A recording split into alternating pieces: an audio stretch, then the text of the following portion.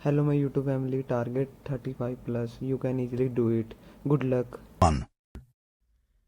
A man wants to place an order by telephone for some office stationery. Listen to the conversation between the woman and the man and answer the questions. First, you have some time to look at questions 1 to 6.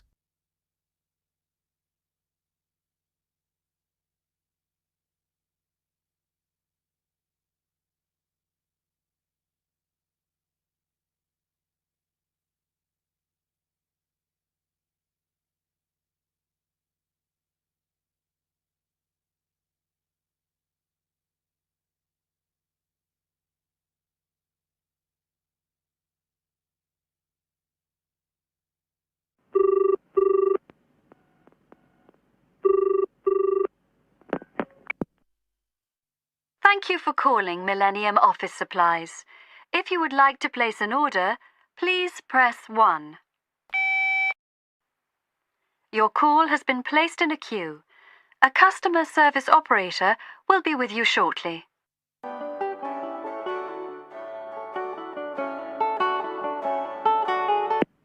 Gina speaking. How can I help you? Oh, hello. I'd like to order some stationery, please. And who am I speaking to? John Carter. Right. Can I just confirm your account number and the name of your company, John? Sure. The account number is 692411. 692411. Right. And you're from Rainbow Computers? No, the company is Rainbow Communications. Oh, OK. I'll just fix that on the system. Communications. And what would you like to order, John? Envelopes. We need a box of A4, that is, normal size envelopes. White, yellow or manila? We'll have the plain white, please. But the ones with the little windows. OK. 1 box, A4, white. Just the 1 box, was it? On second thoughts, make that 2 boxes. We go through heaps of envelopes. As a matter of interest, are they made from recycled paper? No, you can't get white recycled paper.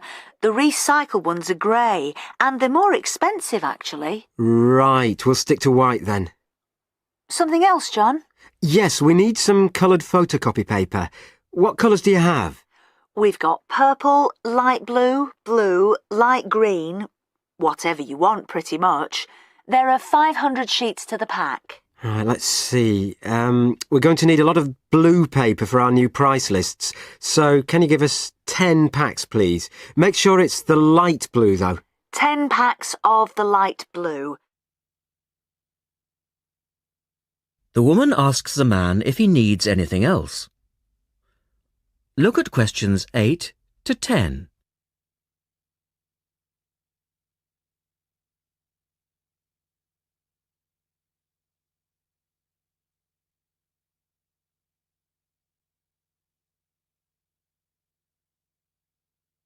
Now listen to their conversation and answer questions 8 to 10.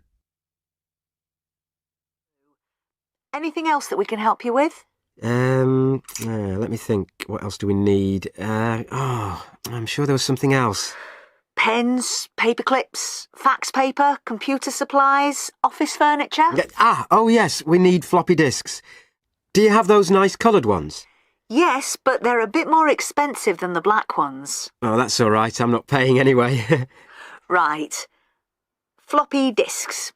And what about diaries for next year? We've got them in stock already, and it's a good idea to order early. No, I think we're all right for diaries. But something we do need is one of those big wall calendars. You know, one that shows the whole year at a glance. Do you stock those? We certainly do. OK, can you include a wall calendar then, with the other stuff? Just make sure it's got the whole year on the one side. Sure. And do you have a copy of our new catalogue? No, I don't, but could you send one? Yes, I'll pop one in with the order. You'll find it a lot easier to remember what you need if you have our catalogue in front of you next time. Yes, good idea. And when can you deliver this? Should be with you tomorrow morning. Can you make sure that it's not after 11:30 a.m? because I have to go out at 12. There's only myself here on Fridays. Fine. I'll make a note on the delivery docket that they should deliver before 11:30. Thanks very much. Thanks. That is the end of Part 1. You now have half a minute to check your answers to Part 1.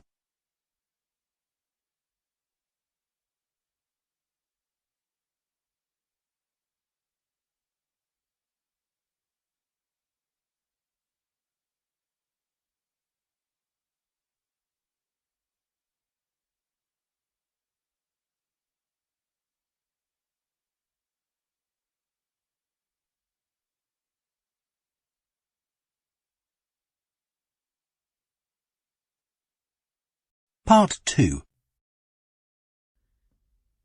You will hear a reporter talking on the radio about an artist's exhibition. Look at questions 11 to 18.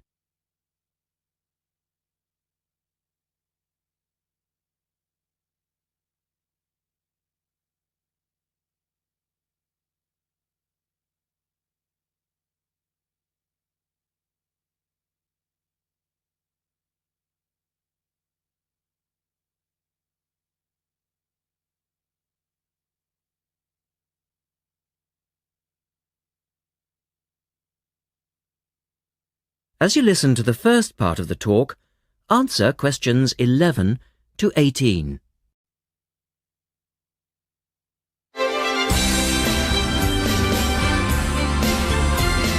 And now for some information on local events and activities.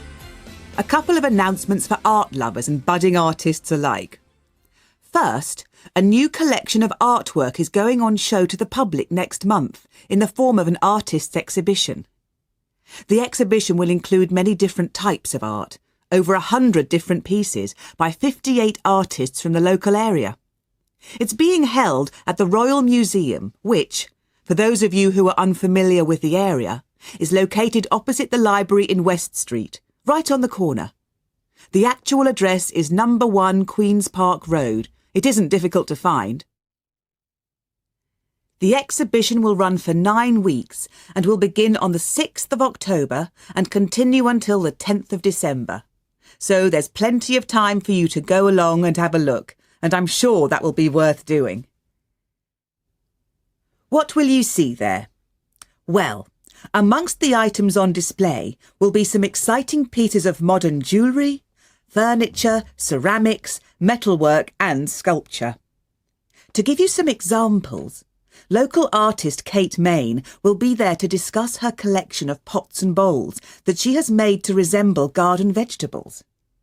They're the sort of thing that would brighten up any dining table and range from things like yellow cabbage-shaped bowls to round tomato-shaped teapots.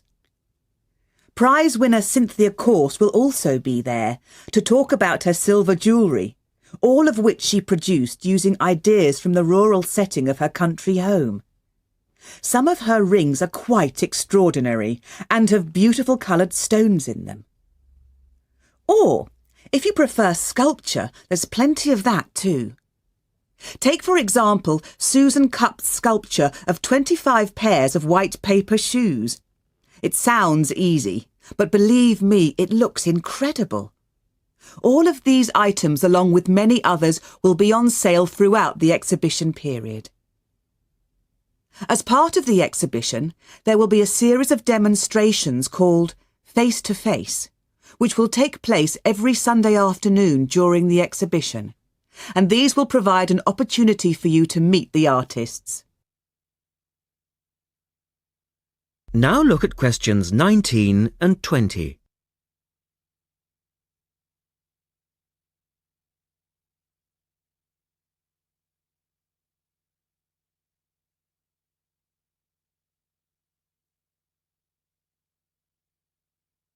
As the talk continues, answer questions 19 and 20.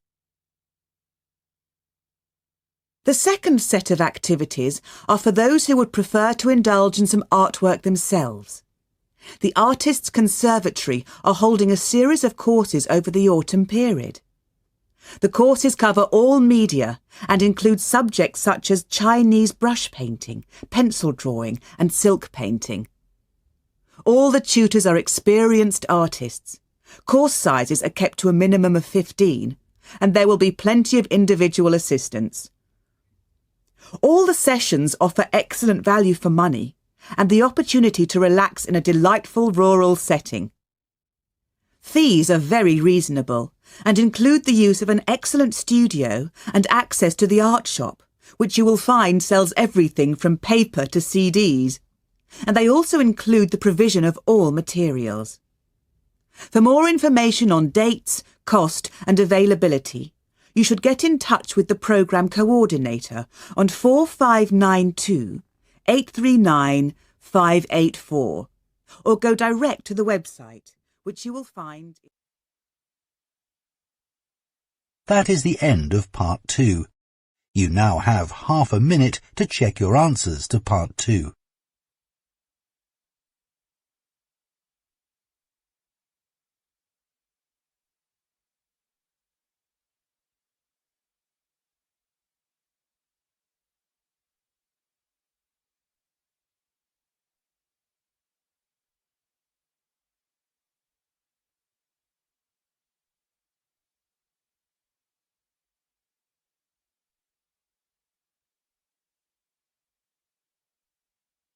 Part 3.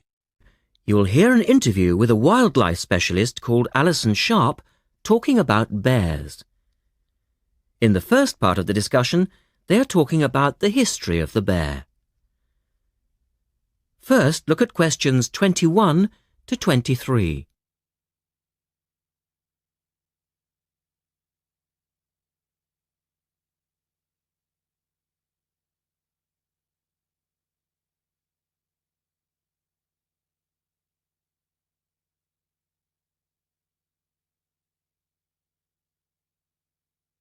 Now listen to the first part of the interview and answer questions 21 to 23.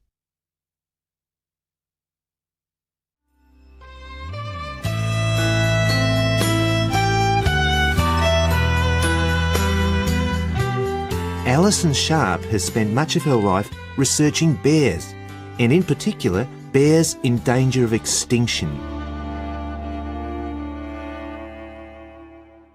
She is the author of a recent book on bears, and we welcome her to the studio today. Thank you. Delighted to be here. First of all, can you give us a quick overview of the history of the bear family? Well, the bears we know today actually have as their ancestors bears which have been evolving for some 40 million years.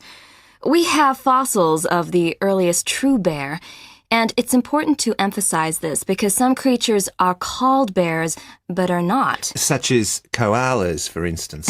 Yes, exactly.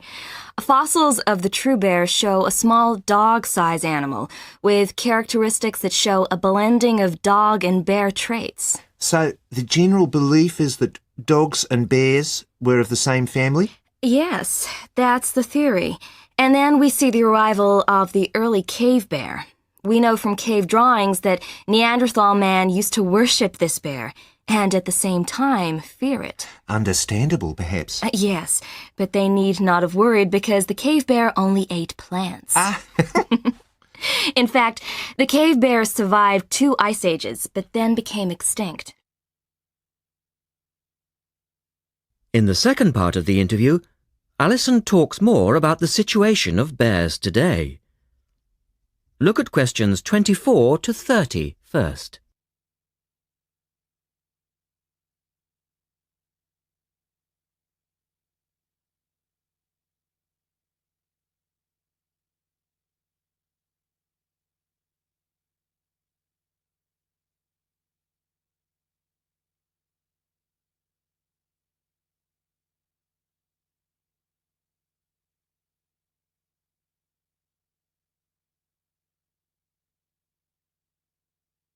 Listen carefully and answer questions 24 to 30. So, how many bears can we find today? And are any of them in danger of extinction? Well, I'll answer your first question first. There are 8 species of bear in all, among them the American black bear and the brown bear, from which evolved the newest species of bear, the polar bear. So, how old is the polar bear? Oh, he's a relative newcomer, just 20,000 years old. And could you tell us a little about them? Which is the largest bear, for instance? Well, the largest bear existing today is either the polar bear or the brown bear. Right. Don't we know? Well, it depends which criteria you use. The polar bear is the heaviest. The male weighs up to 1,500 pounds, but his narrow body actually makes him look smaller than the much more robust brown bear. So, the brown bear appears the biggest. Yes. And the smallest? Well, the sun bear is the smallest of the 8 species. They only weigh between 60 and 145 pounds. That makes him a comparative junior. Yes. And then next we have the so-called giant panda. But that's a small bear too, comparatively speaking. And are all bears meat eaters? No, not at all. In fact, the giant panda is almost entirely herbivorous, living on a diet of 30 types of bamboo. Ah, yes, of course. Pandas are famous for that. And another interesting bear is the sloth bear, which eats insects, particularly termites. He can turn his mouth into a tube and suck the insects out of their nests. So, going back to my second question, are bears really in danger of extinction? Yes, indeed, they are. The sun bear in particular, as they've been hunted almost out of existence. And the habitat of the panda is also being reduced on a daily basis. Can anything be done to reduce the threat to these endangered species? I know, for instance, that it's very hard to breed bears in captivity. Yes. Well, I think that by raising people's awareness generally, we can reduce conflict between humans and animals, to stop the slaughter in parts of the world where bears are still hunted, supposedly in self-defense or to protect livestock, but often quite unnecessarily. And we can also encourage governments to preserve the natural environment of the bear, rather than allow the areas where they live to be systematically destroyed in the name of progress. Yes, of course. And in addition to these global efforts, all profits from the sale of my book will go toward the United Nations Bear Protection Program. That's wonderful. And with the news coming up, thank you for your time, Alison, and best of luck with the book. Thank you very much. That is the end of part 3. You now have half a minute to check your answers to part 3.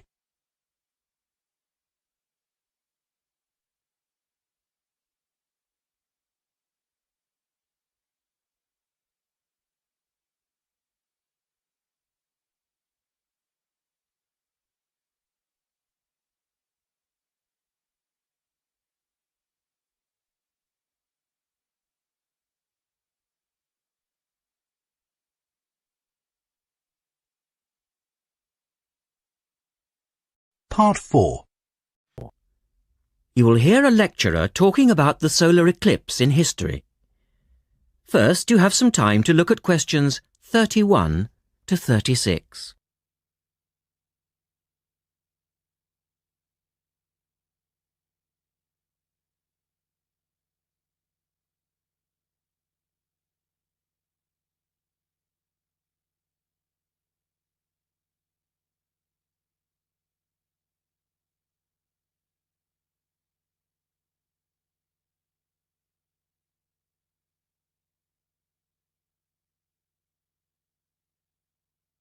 Now listen carefully and answer questions 31 to 36.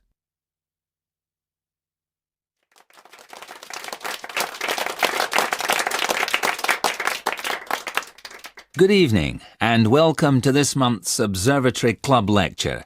I'm Donald Mackey and I'm here to talk to you about the solar eclipse in history. 1,000 years ago, a total eclipse of the sun was a terrifying religious experience. But these days, an eclipse is more likely to be viewed as a tourist attraction than as a scientific or spiritual event. people will travel literally miles to be in the right place at the right time to get the best view of their eclipse. Well, what exactly causes a solar eclipse when the world goes dark for a few minutes in the middle of the day? Scientifically speaking, the dark spot itself is easy to explain. It's the shadow of the moon streaking across the Earth.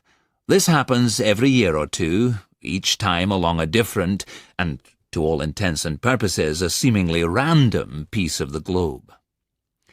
In the past, people often interpreted an eclipse as a danger signal heralding disaster, and in fact the Chinese were so disturbed by these events that they included among their gods one whose job it was to prevent eclipses.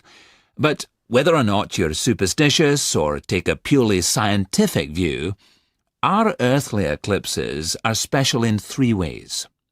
Firstly, there can be no doubt that they're very beautiful. It's as if a deep blue curtain had fallen over the daytime sky as the sun becomes a black void surrounded by the glow of its outer atmosphere. But beyond this, total eclipses possess a second, more compelling beauty in the eyes of us scientists, for they offer a unique opportunity for research.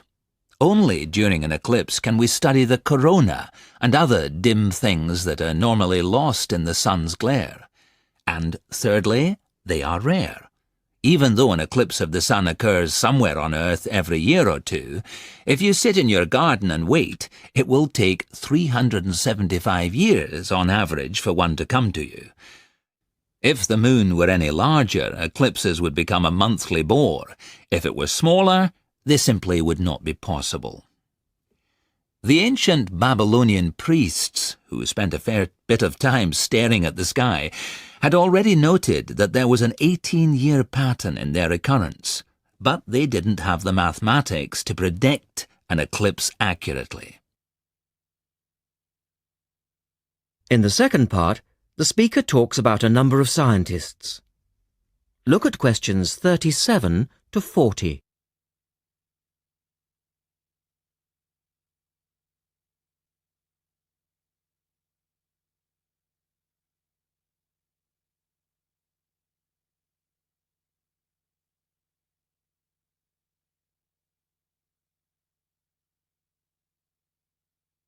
Now listen carefully and complete the table.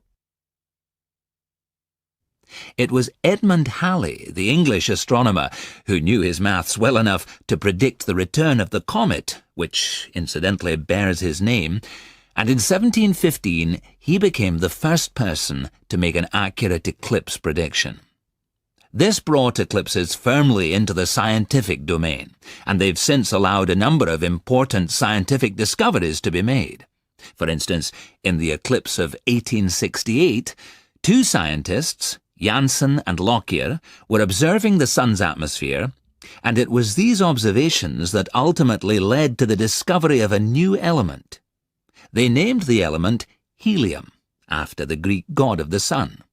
This was a major find, because helium turned out to be the most common element in the universe after hydrogen. Another great triumph involved mercury. I'll just put that up on the board for you now. See, there's Mercury, the planet closest to the sun, then Venus, Earth, etc. For centuries, scientists had been unable to understand why Mercury appeared to rotate faster than it should. Some astronomers suggested that there might be an undiscovered planet causing this unusual orbit, and even gave it the name Vulcan. During the eclipse of 1878, an American astronomer, James Watson, thought he'd spotted this so-called lost planet. But, alas for him, he was later obliged to admit that he'd been wrong about Vulcan and withdrew his claim. Then Albert Einstein came on the scene. Einstein suggested that, rather than being wrong about the number of planets, astronomers were actually wrong about gravity. Einstein's theory of relativity, for which he's so famous, disagreed with Newton's law of gravity in just the right way to explain Mercury's odd orbit. He also realized that a definitive test would be possible during the total eclipse of 1919, And this is indeed when his theory was finally proved correct. So there you have several examples of how eclipses have helped to increase our understanding of the universe. And now let's move on to the social aspects. That is the